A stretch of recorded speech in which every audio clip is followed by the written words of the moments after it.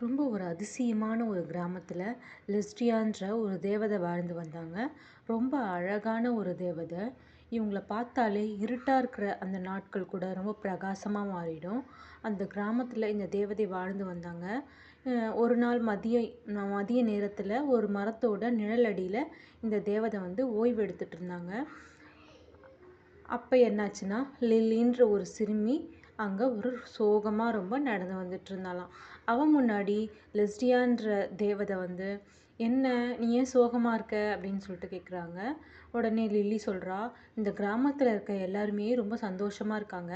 அதுக்காக நம்ம என்ன பண்ணணும் அப்படின்னு சொல்லிட்டு தேவதை கிட்ட கேட்குறாங்க. ஓ, எனக்கு ஒரு ஐடியா இருக்குது. நம்ம 2 பேரும் சேர்ந்து ஒரு கதையை உருவாக்கலாம். மந்திர கதையை உருவாக்கலாம். அந்த மந்திர கதையை கேட்கும்போது உன்னோட கிராமவாசிகள் எல்லாமே ரொம்ப சந்தோஷமாயிடுவாங்க அப்படின்னு சொல்லிட்டு 2 பேரும் திட்டம் போடுறாங்க.